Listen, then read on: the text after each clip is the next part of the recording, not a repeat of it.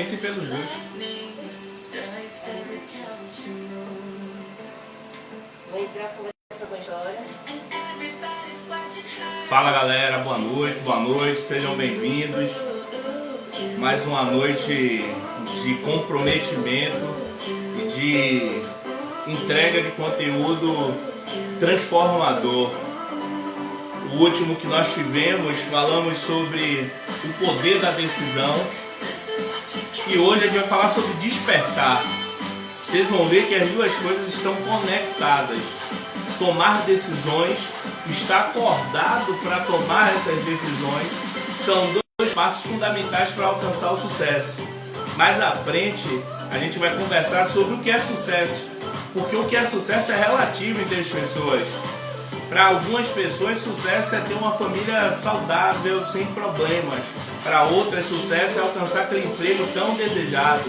Para outras pessoas, é passar naquele concurso público.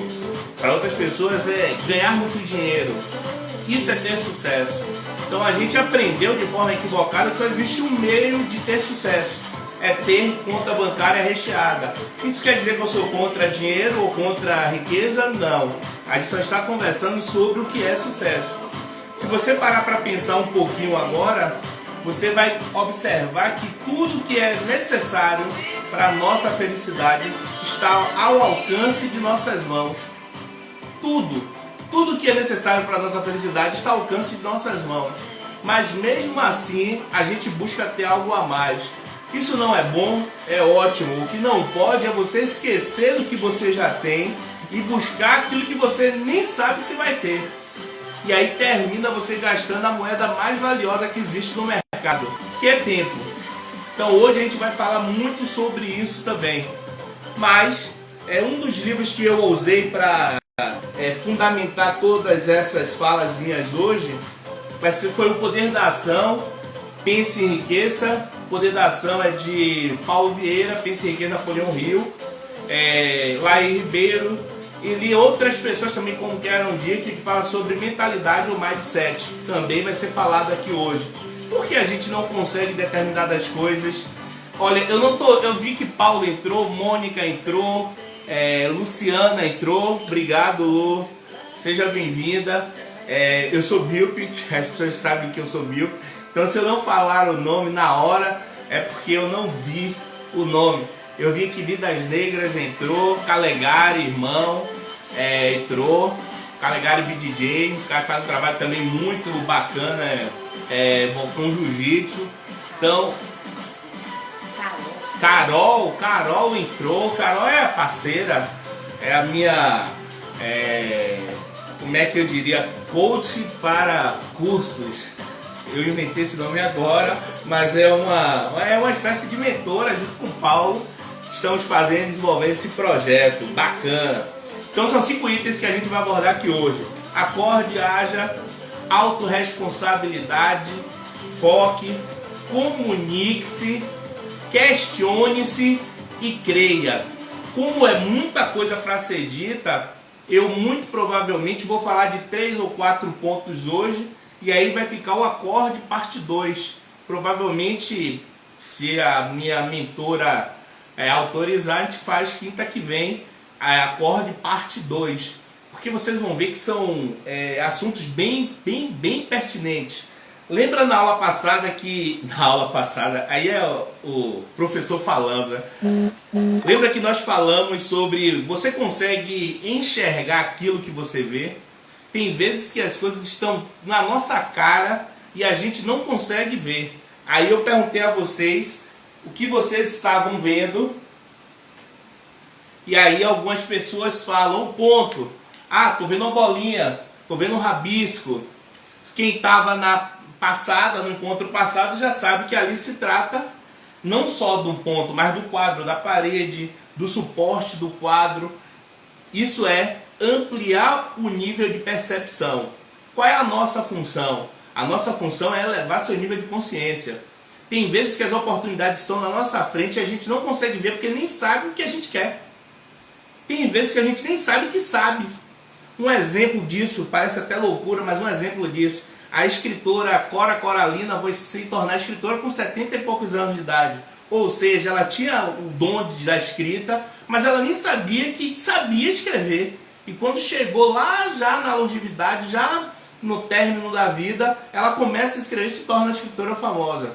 Você tem talento, e a gente vai descobrir isso aqui. Há uma aula específica para a gente identificar quais são os talentos e por que você fica tão triste quando chega segunda-feira. Quando eu pergunto qual é o dia mais importante da semana para você, e as pessoas me falam sexta-feira, tem uma coisa muito errada. Não pode ser sexta-feira. Isso quer dizer que você vai sobreviver, vai se arrastar segunda, terça, quarta, quinta e vai só ser feliz sexta, um pouquinho do sábado e volta a depressão domingo porque vai começar tudo de novo. Isso acontece porque muitas vezes a gente está no lugar errado. Nós temos habilidades e talentos certos, mas estamos no lugar errado. Isso a gente vai conversar também aqui hoje, mas falando logo de despertar. A ideia da despertar vem de acordar, despertar para a vida. E algumas coisas fazem parte desse despertar. O que faz parte desse despertar? Algumas coisas que fazem parte desse despertar pode ser um despertar espiritual. Quantas vezes a gente vai para a lavagem do Bonfim, ou ouve reportagens sobre a lavagem do Bonfim, tem lá 2 milhões de fiéis, mas quantos de fato praticam a espiritualidade? A gente vê as igrejas lotadas em todos os lugares, mas quantos de fato estão conectados com o divino, ou com a força sobrenatural que acreditam? Então despertar para a espiritualidade é de fato viver o que fala. Porque hoje o que está se vendo é um abismo entre o que você fala e o que você vive. Eu costumo agora não mais escutar o que você fala. Eu vou ver o que você faz. Então o que você fala muito. Fala tudo sobre você. Não adianta ter um discurso vazio e a prática ser totalmente equivocada. E aí você tem também o despertar da imaginação. Ah, mas eu não tenho uma imaginação fértil. Eu não tenho criatividade. Todos nós temos. Todos nós somos capazes de grandes feitos. O problema é, a gente já foi induzido a acreditar que não somos capazes de sermos, por exemplo, criativos. Eu vou pedir a você para imaginar um rato. Imaginou um rato? Agora imagine um rato azul. Imagine que esse rato azul está sendo perseguido por um gato vermelho. Se você conseguiu fazer esse exercício simples, você pode ser extremamente criativo. Então tudo que te disseram que você não é, esqueça. Reprograme a partir de agora a sua mentalidade. Um exemplo, como se adestra a pulga. Aqui seria uma vasilha e bota a pulga dentro da vasilha. E aí tampa a vasilha. A pulga começa a pular e bater a cabeça na tampa. Ela é pulga, ela não é burra. Então o que ela faz? Ela reduz o salto para não mais machucar a cabeça. E aí o que é que o adestrador faz? Ele vai e destampa a vasilha, porque ele sabe que já botou na cabeça dessa pulga que ela não pode ir para alturas maiores. Ela não pode alçar voos maiores. Ela não pode conquistar ou realizar coisas grandiosas. Isso foi feito com a gente. Nos colocaram em vasilhas, nos adestraram e nós não acreditamos em nós mesmos. Por isso a importância do despertar, do acordar, do acreditar que nós somos mais do que dizem. É diferente de como as pessoas nos veem, de como a gente se vê e de como a gente acha que as pessoas nos veem. Isso vai para o autoconhecimento, que é o próximo tópico que a gente vai conversar daqui a pouco. Isso é fundamental. Só que a gente foi enganado em outra coisa também. Olha como a gente foi enganado. Aqui seria meu barquinho e aqui o mar. Aqui o sol. Disseram que a vida seria assim, um mar tranquilo. E nós agora adultos descobrimos que o mar é tudo menos tranquilo. E a gente cresceu, as pessoas falando, a vida tem que ser tranquila, vão ter aflições. Todos os segmentos de filosofia, de espiritualismo, todos eles falam que teremos aflições. Para o cristianismo, o próprio Cristo traz a mensagem que no mundo tereis aflição, mas tende bom ânimo. Eu venci o mundo. Então, Como é que isso vai influenciar em minha vida? Segundo ponto para ser observado. Tem uma alegoria chamada Mito da Caverna, de Platão. Essa imagem que eu vou mostrar a vocês agora. Assistente, a imagem.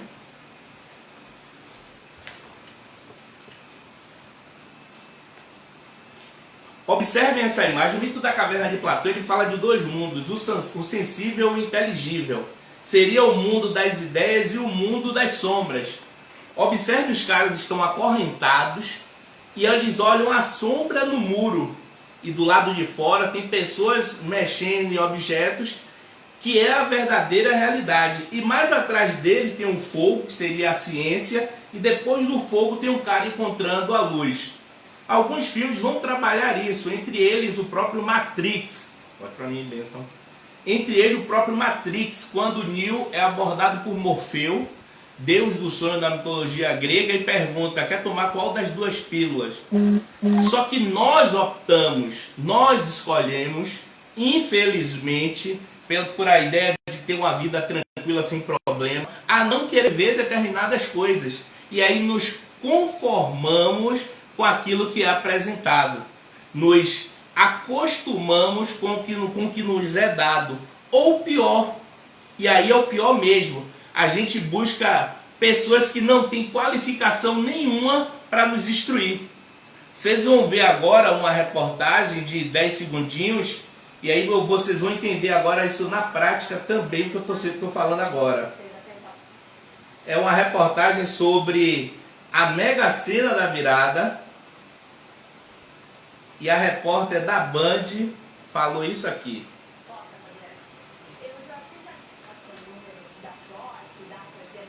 De casamento, você já fez sua aposta, Fabiana? Eu já fiz números da sorte, data de aniversário, de casamento, você já fez sua aposta, Fabiana? Eu já fiz a minha aposta, já faz muitos dias, estava na minha geladeira colocada ali minha aposta, mas eu fico pensando, 280 milhões. Nós somos 200 milhões de brasileiros. Se cada um ganhasse 1 milhão, ainda sobrava 80 e todo mundo ficava feliz, né não, Isa? Exatamente, é muita coisa, né? E dá...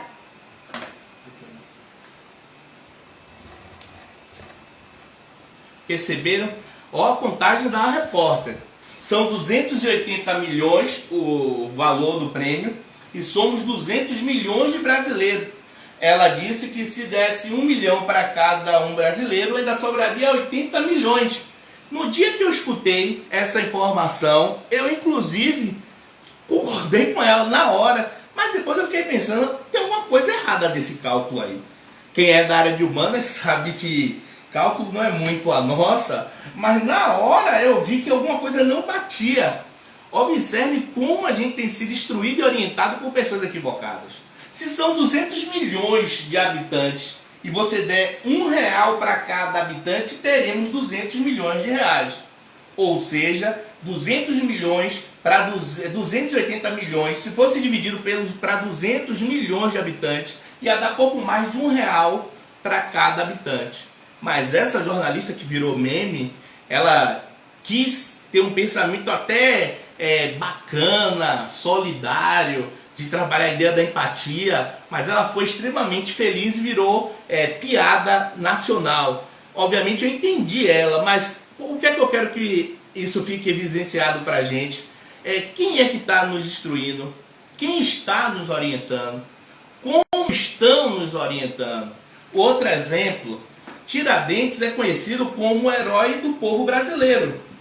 Todo mundo aprendeu isso. Dia 19 de abril, dia de Tiradentes. Observe uma historiazinha que eu vou contar agora. Aqui vai ser o continente americano. Aqui a África e vamos botar a Europa aqui onde está o E. Ah, não parece? No meu exemplo vai parecer, mas vocês vão entender. Tiradentes lutou para que o ouro não saísse do Brasil e fosse para a Europa, correto? Correto. Por isso ele é considerado herói do povo. Só que ninguém nunca nos ensinou a questionar que povo era esse. Vamos agora analisar. Se o ouro ficasse no Brasil, era para ficar na mão dos pobres? Sim ou não? Se o ouro ficasse no Brasil, era para ficar para as mulheres? Sim ou não? Era para dar aos escravizados? Era para dar aos ex-escravizados? Era para 2% da população. Ou seja, Tiradentes era herói e foi herói de uma parcela pequena da população. Só que nos ensinaram que ele foi herói do povo. E como nós não fomos instruídos a fazer uma análise, lembra a alegoria da caverna de Platão? A gente não consegue ver a verdade. Foi um problema técnico, mas resolvido já. A gente não consegue ver o que está nas entrelinhas. Segundo, a ideia de construir Tiradentes com a imagem bem parecida de Jesus Cristo. Barba, a forma como ele morreu para salvar as pessoas, para salvar o povo. Foi construído literalmente um herói. E aí eu vou mostrar para vocês agora essa propaganda, para vocês visualizarem também uma campanha que está sendo feita que eu acho pertinente. Essa campanha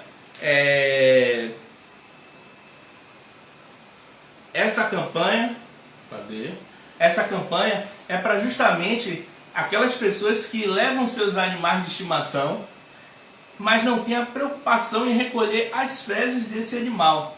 Eles não entendem que as fezes também pertencem a eles. Então, quando eles levam o animal para passear, eles não recolhem as fezes. E aí, você que vai fazer uma caminhada em sequência, pisa nessas fezes. Ou outras pessoas que vão caminhar na rua são premiadas em pisar nas fezes deixadas pelo cachorro da outra pessoa que não quis se comprometer com o cocô do seu cão. Só que aí na Europa teve um cara que foi além. Olhem aí o que esse cara fez.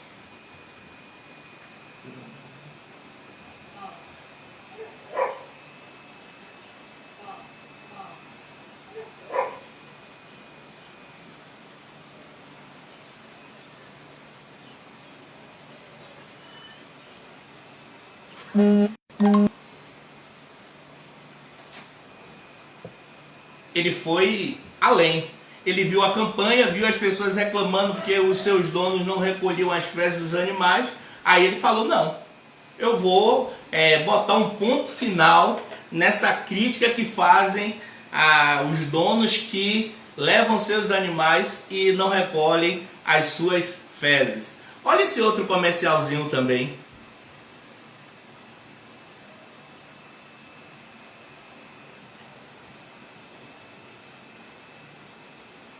Essa moça chegando em casa, há um relato, há um boato que o marido dela, o noivo dela, não gostava de animais, e principalmente do gato dela de estimação. E aí ela chegando do trabalho, e nesse dia em especial, ela saiu 2 horas mais cedo do trabalho. Logo chegou mais cedo em casa, e aí se deparou com essa cena. Continuando aí nessa mesma imagem. E por último, essa outra imagem aqui que eu acho bacana. Bacana não, né? A postura desse camarada aí, o príncipe, de tantos paparazzis perseguir a ele incomodado com essa perseguição, ele aí resolve externalizar toda a sua indignação com essa perseguição que estava sendo feita a ele. Agora pausa e vamos esclarecer alguns pontos. Todas as 3 histórias contadas agora por mim têm um pedaço só de verdade. Todas as 3 histórias são meias verdades. Observe que a cada vídeo visto por você gerou uma sensação em você. Uma sensação de desprezo, de raiva, de indignação. Por quê? Porque pensamentos geram sentimentos, sentimentos geram ações e ações se tornam hábitos. Então a gente tem que estar atento ao que a gente está pensando. Eu vou mostrar para vocês agora a sequência dos vídeos para vocês verem primeiro a campanha do cachorro.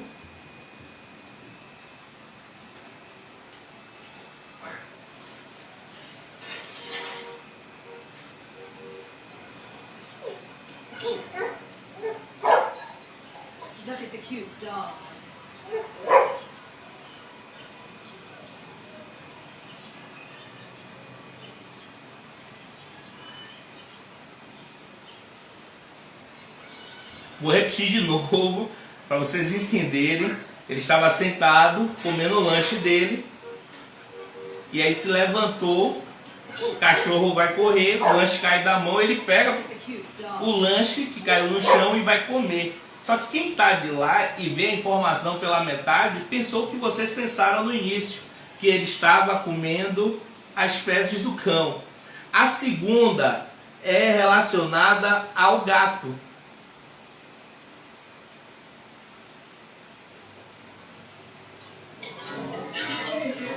Ele chegou em casa, quis preparar um jantar especial para a noiva, sabendo que ela chegaria no mesmo horário todos os dias. Ele se antecipou, só que aí o homem na cozinha consegue fazer alguma bagunça não aceitável, e aí quando ela chega, encontra essa cena. Observem o que a gente estava conversando no início, sobre o mundo das sombras e o mundo das ideias, que é o que Platão falava. O que de fato a gente está observando? Quais são os critérios que estamos usando para falar e fazer o que estamos fazendo? O que é que está nos levando a tomar determinadas decisões? E aí, agora a imagem do príncipe, que na verdade ele estava conversando com os jornalistas, e aí a foto feita de outro ângulo deu a falsa impressão de que ele estava fazendo um gesto obsceno para os repórteres e para as pessoas que estavam por ali. Então, se as coisas não forem óbvias para a gente, as coisas que nós desejamos podem estar nas nossas caras, mas a gente não vai conseguir enxergar. Por quê? Porque nós não fomos treinados para isso. A palavra é essa mesmo, treinados. A gente tem que ser treinado literalmente para conseguir enxergar o que está na nossa cara. Tem vezes que está tão dado para a gente que a gente, por vários fatores, termina ignorando os sinais e termina procurando e nem sabe o que está procurando. Por isso a importância de seguir os passos que a gente está conversando aqui. O primeiro, tomar a decisão, e o segundo, decidir de fato transformar a sua própria vida. Eu vou colocar um som aqui e eu queria... olha o que esse som vai fazer com a gente. Quero ver quem consegue identificar do que se trata.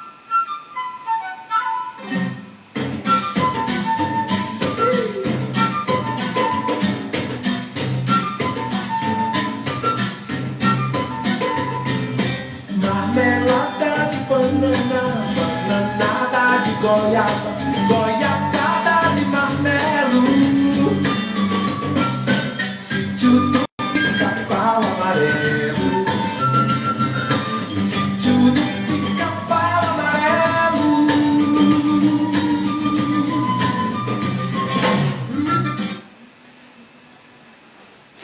Eu fiz despertar em vocês aí vários sentimentos, principalmente as infâncias.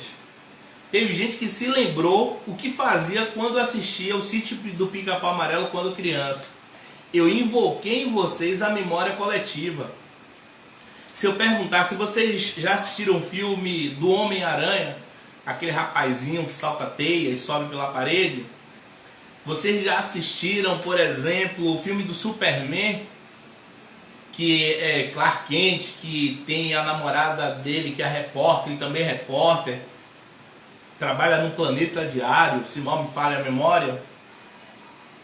Observe que quando eu perguntei do Homem-Aranha, a memória coletiva veio de tal forma na gente, só pelas palavras, que muita gente aí visualizou o Homem-Aranha, inclusive subindo na parede.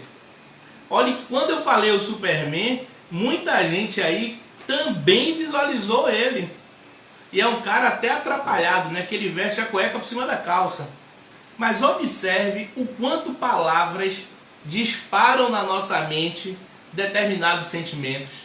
E aí esses sentimentos vêm juntos com emoções. E aí, se nós não tivermos com a venda tirada dos nossos olhos, as oportunidades vão estar na nossa cara. E aí a gente ainda vai dizer, poxa, eu não tenho sorte. Todo mundo tem sorte, menos eu. Isso por quê? Porque para José Saramago, ele diz que nós todos somos ilha, e para nós podermos entender e enxergar a ilha, nós temos que sair da ilha. Não entendi. É simples. Imagine um quadro, você faz parte da pintura do quadro. Para você entender esse quadro, você tem que sair do quadro, da moldura e olhar de cima. Na PNL a gente chama isso de desassociação. Quando hoje, por exemplo, uma amiga minha me perguntou, mas Flávio, está acontecendo isso, isso e isso comigo, o que é que eu faço? Aí eu disse a ela, a primeira coisa, se uma mulher que estivesse com os mesmos problemas que você está, chegasse para você e te pedisse um conselho, o que você diria? Mas pare para pensar que como na vida dos outros a gente tem soluções inacreditáveis. A gente sabe dar sugestões a rodo, mas na nossa própria vida a gente não consegue fazer isso. Mas até hoje nós não éramos culpados. Nós estávamos sendo vítimas de um sistema que nos alienava, nos fazia ficar adormecidos para a vida. Mas a partir de hoje não tem mais essa desculpa. Então qual é a sugestão que eu dou para vocês quando tiverem contato com qualquer tipo de publicidade, qualquer tipo de filme, qualquer tipo de produção? São duas perguntas. A primeira, quem fez? E a segunda, por que fez? Vou repetir. Teve contato com qualquer produção. Ah, mas a Inglaterra estava lutando para acabar com a escravidão. Ela acabou com a escravidão no Oceano Atlântico. Primeiro, quem acabou com a escravidão? A Inglaterra. Por que ela acabou com a escravidão? Porque ela tinha interesses econômicos absurdos, que esse escravizado se tornasse liberto e automaticamente consumidor dos seus produtos que estavam sendo em larga escala produzidos graças à Revolução Industrial. Então são duas perguntas, quem fez e por que fez, para não cometer erros como a Burger King cometeu essa semana, a semana que passou. A Burger King, ela lançou uma propaganda, uma promoção dizendo que era para aquela mulher que era feita para viver na cozinha. Ó que gafe, século 21, o cara que faz a publicidade deixa passar um absurdo desse. E olha que para ser vinculado a uma propaganda dessa passa por todo mundo. Passa por redator, passa por revisor, passa. E ninguém percebeu que eles estavam sendo extremamente machistas no comercial. Volta para aquela ideia de a gente não consegue enxergar nossos comportamentos. Ou a gente nem consegue perceber o quanto desagradável a gente pode ser com a fala. Isso porque nós não nos questionamos. Nós não fazemos aquele exercício da empatia. E aí, há uns 3 anos atrás, mais ou menos, uma outra empresa famosíssima fez um outro comercial também bastante infeliz. Ela botou uma mulher negra e essa mulher negra ia tirando a camisa, e aí tem o sabonete deles ali, e aí a mensagem era: esse sabonete remove qualquer sujeira. Eu também não quero acreditar que eles de sã consciência fizeram uma lambança dessa. Botaram a mulher negra tirando a camisa marrom e aí termina com a mulher branca com uma mulher branca. Fica subentendido que a sujeira seria a cor da pele também da mulher. E aí ela sofreu boicote na Europa, essa propaganda foi na Europa, não foi aqui no Brasil. Vários grupos de militância fizeram campanhas, eles vieram a público, se retrataram, criaram até projetos para combater o preconceito. Mas eu não acredito que as pessoas fizeram porque quiseram fazer uma lambança dessa. Volta para aquela ideia da alienação. Nós fomos treinados de tal forma, como a ideia da pulga, que nós nem conseguimos observar esses pontos que são tão óbvios para todo mundo. A gente não consegue enxergar, porque se alguém da equipe tivesse percebido, teria dito, não, essa propaganda aí não vai colar. Isso aí vai dar problema. Percebe?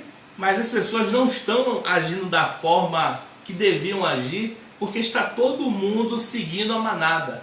Está todo mundo fazendo o que todo mundo faz. Ah, mas o que todo mundo faz está errado. Mas todo mundo está fazendo, mas continua sendo errado. Não é porque todo mundo está fazendo errado que o errado vai virar certo. O errado continua sendo errado. E aí a gente chega nessa fase da vida descobrindo uma coisa. O mar da vida, com certeza absoluta, não é aquele calmo que a gente viu lá no início. O mar da vida, o nosso barquinho aqui, vai pegar um oceano com tsunamis, com ondas, com peixes, com raios, com tempestades. Mas isso não desperta na gente medo? Desperta. O medo é bom, não é ruim. Graças ao medo, a espécie humana sobreviveu, segundo Freud também.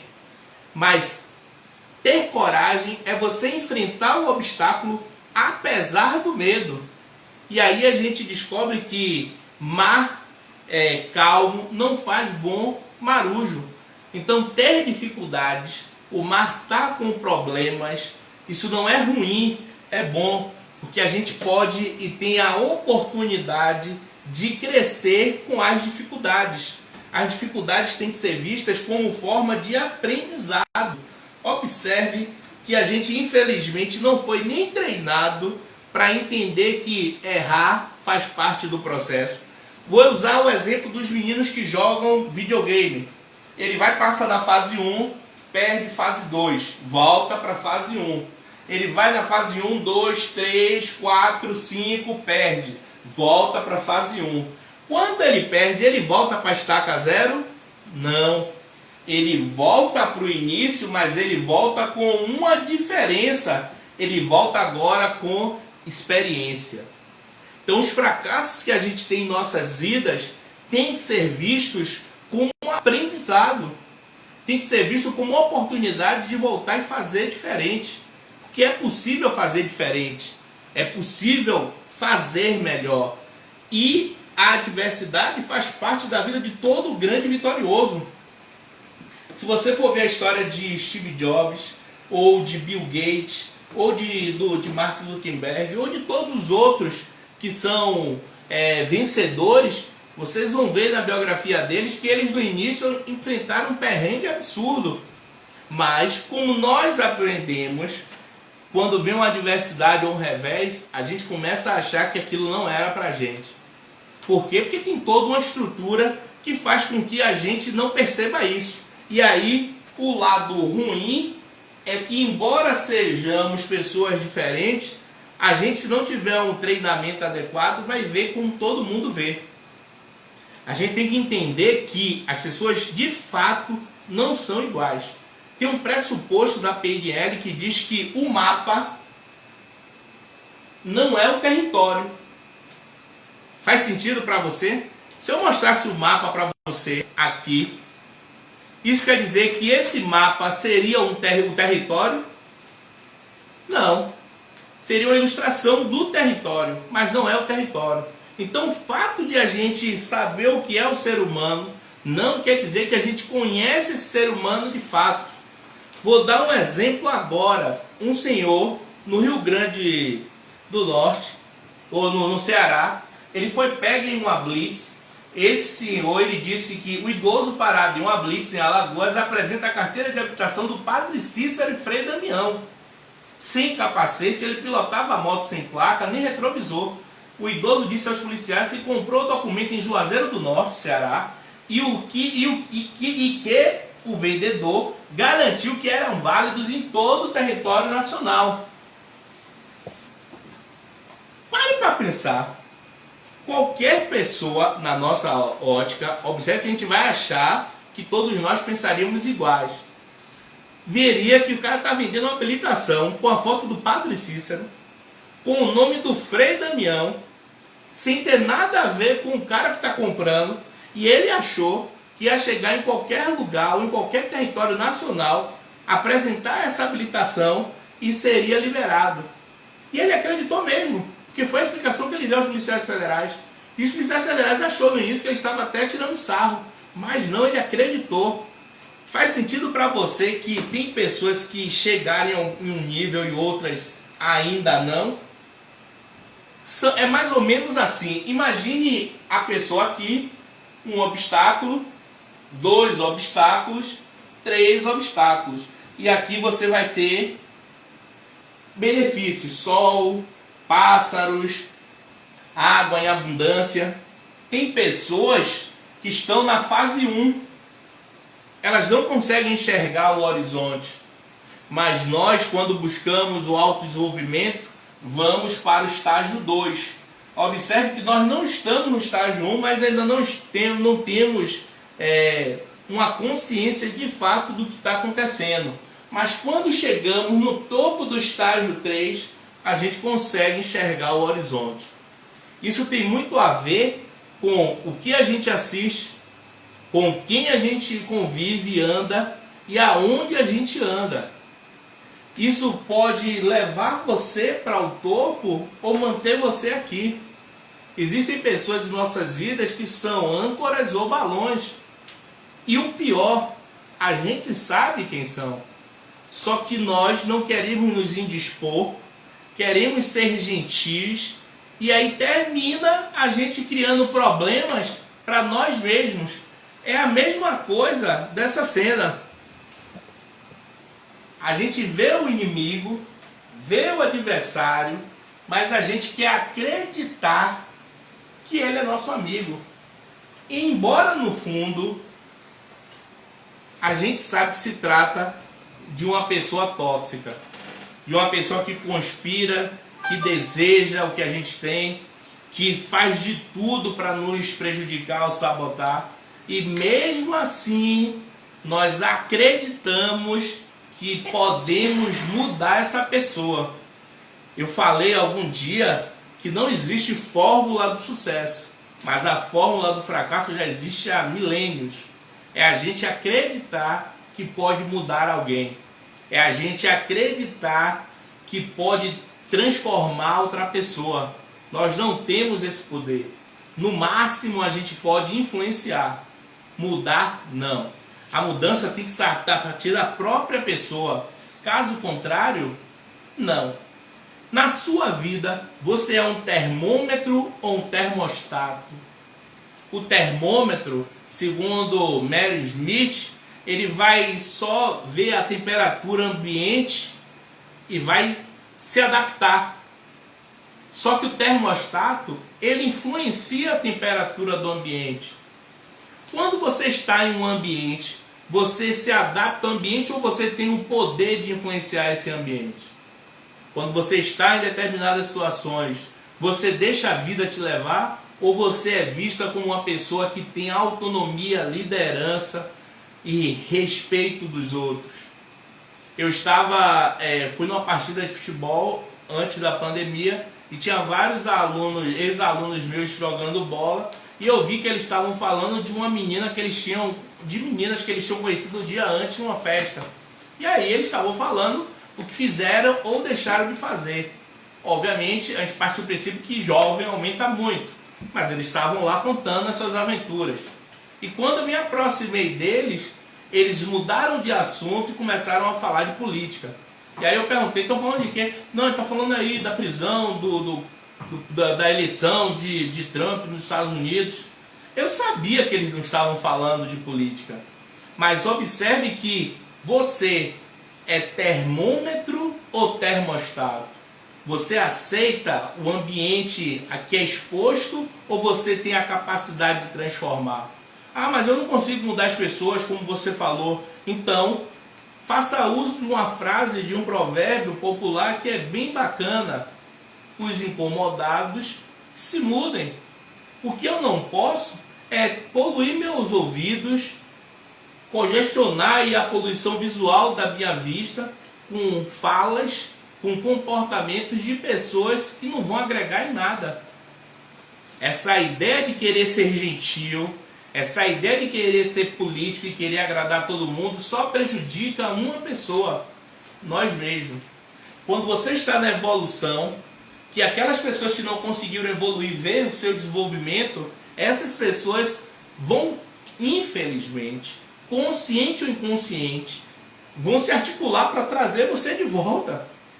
Por quê? Porque você não pode se distanciar do grupo. Então vão te chamar para o cinema, para a balada, se você estiver focado em estudar para passar por um concurso, se você estiver focado em um projeto que você quer realizar. Essas pessoas, vendo que você pode sair da manada, de forma sutil, elas vão tentar sabotar você. De forma sutil, elas vão tentar tirar você do seu caminho. E a grande pergunta feita é, na sua vida, quem você tem sido? O vilão, o herói ou a vítima? Vou perguntar de novo. Na sua vida, olhando a sua vida agora, por tudo que está acontecendo com ela e aconteceu, quem tem sido você na história da sua vida? O vilão, o herói ou a vítima? Isso aí daria uma aula só para falar. Mas vilão, você pode estar sendo vilão na vida de alguém. Gente, se tem uma coisa que é certa desde quando o mundo é mundo, é que nós somos perecíveis. Todos nós temos prazo de validade.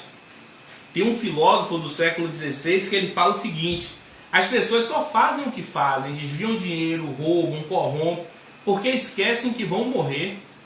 E aí a gente esquece que nós estamos aqui de passagem e terminamos agindo de forma com um vilão na vida das outras pessoas. Ou pior, na nossa própria vida. Porque tem vezes que a gente sabe que vai dar errado e mesmo assim nós fazemos. Herói.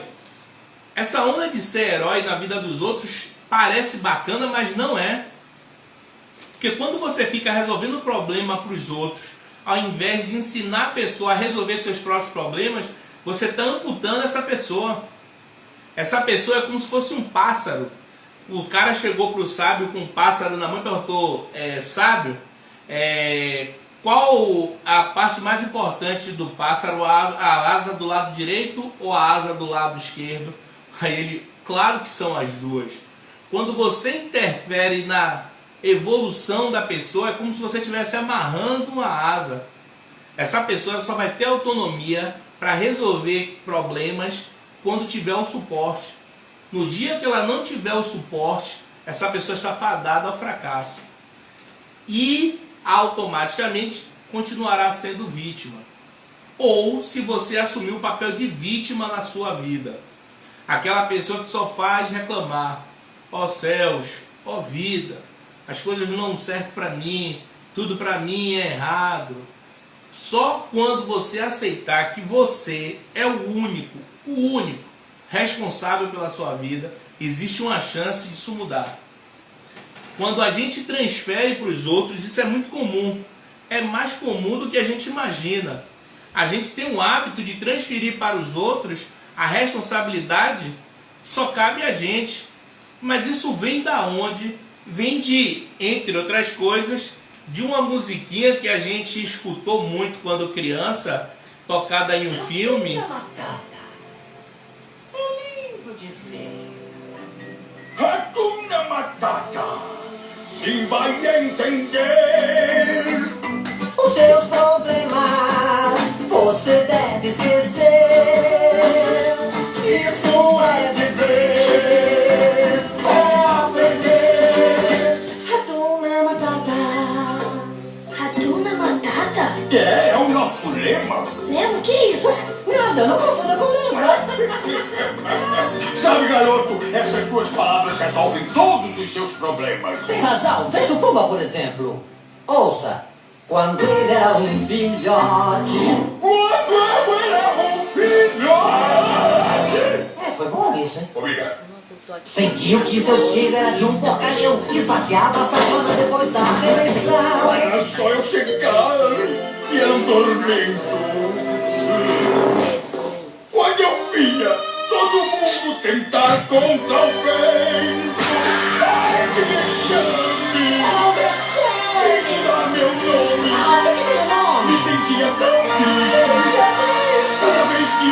Bom, mas na frente das crianças, não. Ah, desculpe. Hakuna Matata é lindo de ser. Hakuna Matata, sim, vai entender. Os seus problemas você deve esquecer. Isso é viver. É aprender. Hakuna Matata. Bem-vindo ao nosso humilde lar. Vocês moram aqui? Moramos onde queremos. Lá é onde o bumbum descansa. É bonito. Que fome! Eu seria capaz de comer uma zebra inteira. Aqui não tem zebra. Um antílope? Esse desenho fantástico, muito bacana, mas observe que ele fala que os problemas a gente não precisa resolver. A gente vai passando por cima deles, ou adiando, ou fugindo deles, e a gente vai viver a vida feliz. Tem um filósofo famoso chamado Tiririca, que ele diz: não adianta fugir dos problemas, porque para onde você for, você vai estar lá. E se o problema é você, amigo, o problema está sempre onde você estiver. Faz sentido para você que para nós termos uma vida plena, uma vida em abundância, primeiro a gente tem que identificar quem somos. Eu observo vários posts aí, as pessoas falando, eu quero enriquecer, diga amém e você vai se tornar bilionário. No único lugar que trabalho, que dinheiro vem antes do trabalho é no dicionário. Na vida real você tem que trabalhar.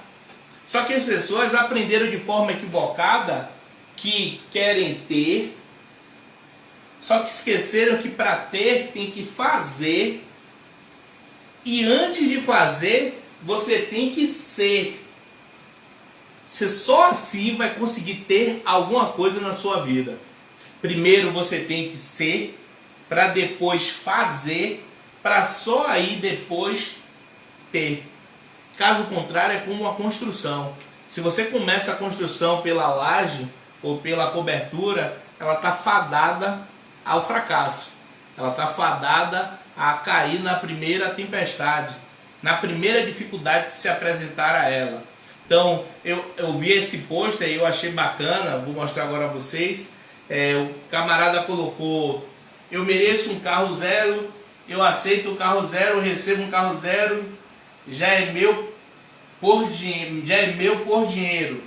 E todo mundo compartilhando, todo mundo amém, amém, amém. Isso me lembra a historinha do cara que disse: eu quero ganhar na Mega Sena, eu quero ganhar na Mega Sena. Ele muito fiel, eu quero ganhar na Mega Sena, e fez todas as orações, todas as promessas.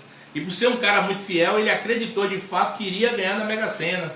Só que aí a divindade para a qual ele estava pedindo o prêmio na Mega Sena ficou tão angustiada que falou de lá: meu filho, pelo menos compre o bilhete. Faz sentido para você que a gente foi ensinado a querer ter, mas não quer fazer? E pior, nós nem sabemos ainda quem somos. No desenho O Rei Leão, o leãozinho, ele vai andar com pessoas que vão fazer até ele perder as características dele. Ele deixa de ser carnívoro para comer lagartixa, largatos. Ele muda todo o ritual dele alimentício por conta das amizades. É a ideia de fugir de quem ele é.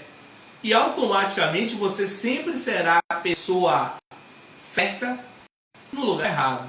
Se você não mudar a sua vida, não importa o que seja feito para te ajudar. Porque as pessoas que acham que já sabem tudo, elas se tornam mais ou menos essa imagem. Não adianta a gente gritar, mandar corda, mandar escada, sinalizar: meu amigo, a água está subindo. Meu amigo, você vai morrer afogado. Meu amigo, a solução é essa.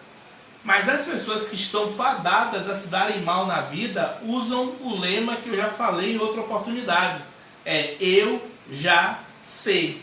Essas pessoas, elas estão de fato comprometidas com a infelicidade. Teve uma norte-americana que agora provavelmente deva estar na cédula de $20. Há uma proposta de que ela esteja na cédula de $20 nos Estados Unidos, que ela usou uma expressão, e eu vou repetir agora. Ela diz: libertei 1000 escravos. Poderia ter libertado mais mil escravos se eles soubessem que eram escravos. Ela era ex-escrava, conseguiu se tornar liberta e ela lutou para combater a escravidão. Então, se a pessoa não quiser, primeiro, acordar, segundo, entender que o medo que ela sente de ser diferente e buscar o que acha que deseja faz parte do processo, ela nunca vai conquistar aquilo que ela acredita que merece. É mais ou menos você estar tocando piano e o camarada chegar para você e falar: mas pare, você não é bom nisso. E ao invés de você parar, pegar essa sacolinha e ir para o canto chorar, dizer para a pessoa: mas se eu parar, eu nunca vou me tornar bom. Lembra a ideia das fases? O erro, o fracasso, o insucesso faz parte do processo. E aí uma outra pergunta bacana é para você entender mais ou menos como você se vê. Se você tiver um copo, pegue um copo depois, coloque água, sugiro água, mas se quiser botar suco e outra bebida, aí é com você. Vamos imaginar que esse conteúdo, esse líquido aqui, são meus pensamentos em relação a mim mesmo. Se eu tomar esse líquido vai funcionar para mim como veneno ou como energético? Vou repetir de novo. Imagine que esse líquido desse copo são os meus pensamentos em relação a mim mesmo. Se eu for tomar, ele vai me dar forças ou vai me colocar ainda mais para baixo?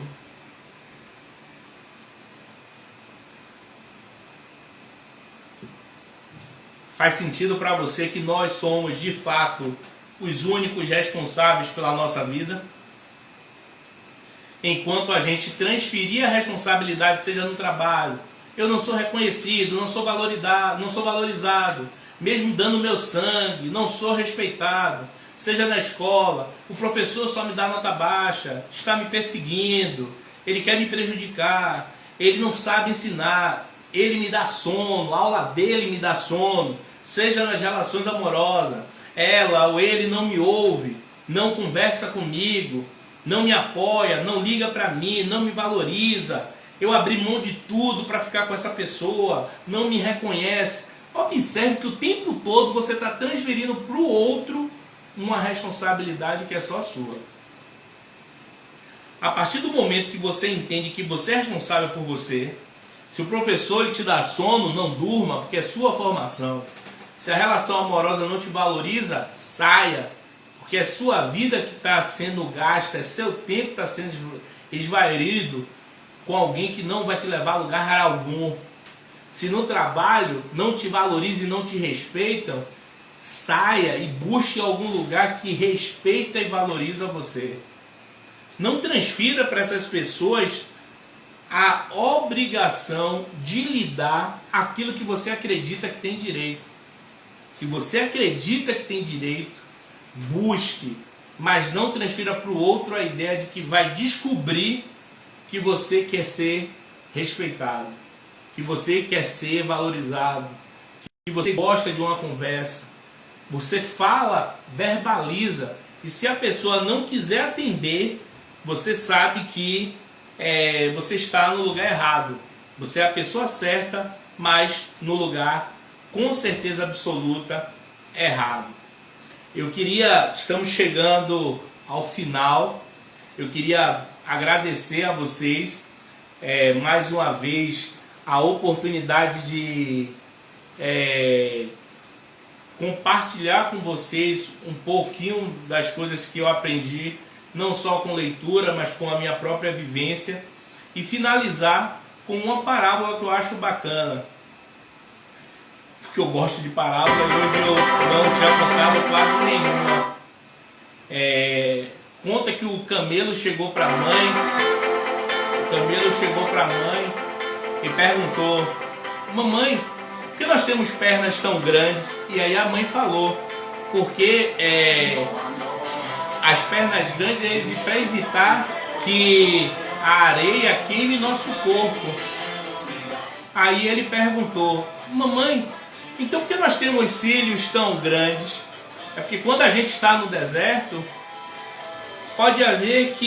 possa ser que haja tempestade de areia, e para não ferir nossos olhos, os cílios grandes é para evitar que justamente a nossa vista se machuque.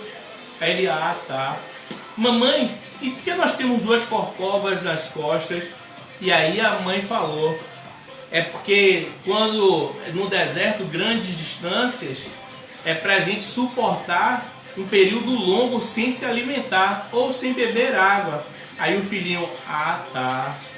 Mas mamãe, por que a gente então está no zoológico? Faz sentido para você que você tem ferramentas, instrumentos, competências, habilidades, mas ainda não tem realizado de forma plena o que você acredita que pode realizar? E isso, felizmente, só depende exclusivamente de você. Muito obrigado. E vem aí o Despertar, parte 2. Muito obrigado.